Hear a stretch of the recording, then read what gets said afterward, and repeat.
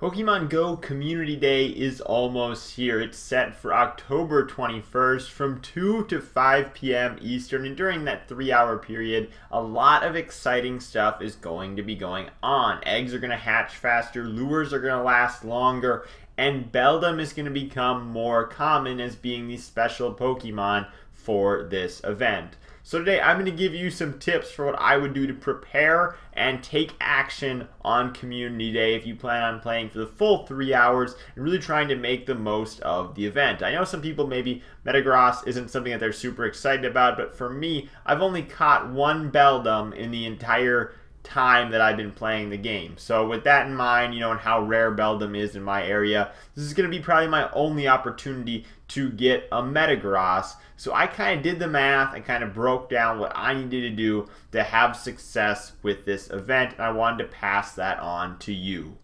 So before we jump into the actual catching, let's just clear up a few things. Obviously, you want to go to an area that has a lot of Pokestops and a lot of spawns. So me and a buddy are actually going to go to my college campus, the college that I used to go to, because they have, for one, a lot of spawns, and for two, a lot of Pokestops.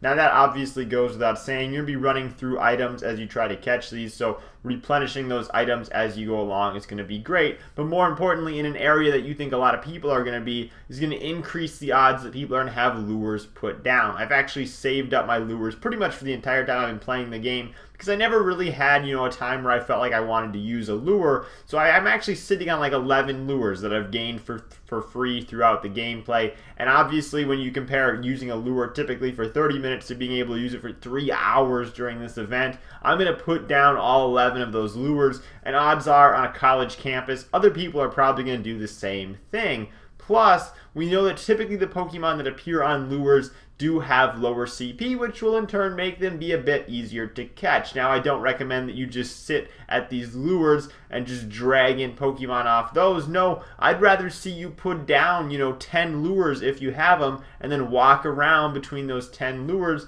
The reason being is because eggs are going to hatch faster during this event. Now, in preparation of Sunday, with knowing the fact that eggs are going to be hatching faster, I strongly recommend that you clear out your 2-kilometer eggs. Try to get as many 5 or 10 kilometer eggs in your inventory as you can, as obviously, getting the distance discount on those will make a much bigger difference than if you were doing 2-kilometer eggs. It's going to be more bang for your buck, more value for your step. So I recommend that you try to stockpile as many 5 and 10 kilometer eggs as you can by clearing out the 2-kilometer eggs this week as we lead into Sunday. But now let's get into the math of the actual catching. If you're like me, you basically have no candy for Beldum. You're starting at 0 hypothetically, and you're trying to work your way up to a Metagross. We're going to take a look at the math that goes into how many catches you actually need to make and how many items you need to have and whatnot in order to get the most out of this time. Now, it takes 125 candies to fully evolve Beldum into Metagross, moving through Metatang. Now, if we use a pineapple, as I call them, I think they're called pineapple berries or whatever. If we use one of those on every single throw, we have the opportunity to get 7 candy per catch. Now, 125 divided by 7 means you need to catch 18 Beldums with this in mind in order to complete the evolution.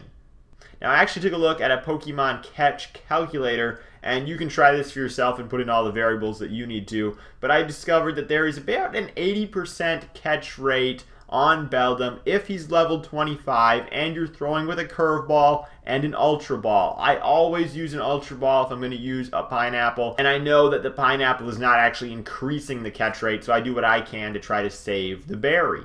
Now, I'm also not taking into account medals, and after the Psychic event and likely all the Psychic Pokemon you caught, and Beldum being a Psychic type, odds are you would get some sort of bonus there if you put in that you have the badge. So take that into account as well. And again, I did not take into account that you have any badges for the math that I'm doing here. So 80% catch rate on a level 25 Beldum with a curved Ultra Ball.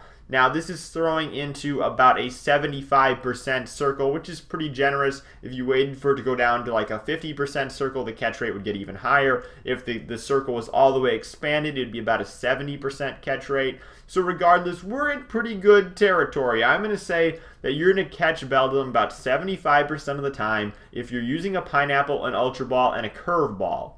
So you do that math, basically you need to have 24 pineapples prepared, 24 ultra balls prepared per Metagross that you want to get.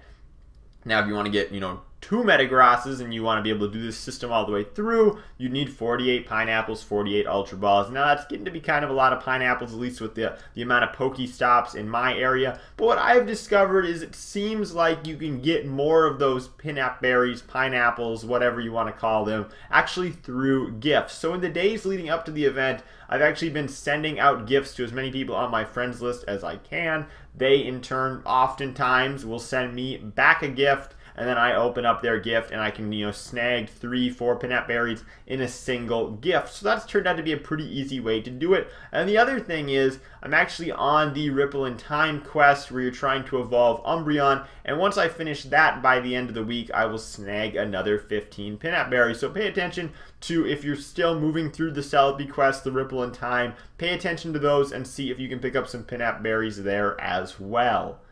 So again, accounting for some mistakes in catching and some breakaways, roughly 24 Ultra Balls and 24 pinup berries will get you a Metagross, which to me seems like a pretty good turnaround. Plus you're going to be hatching all those eggs, and I just think that 3-hour community day period on Sunday is going to be a ton of fun. Let me know down in the comment section, do you already have Metagross? Do you want to get the Metagross with the special move, or are you going to intentionally hold on to your candy for 2 hours after the event is over so that you can evolve it and get one of the typical moves? Let me know. I would love to hear from you. I'm Bailey, and I will see you in the next video.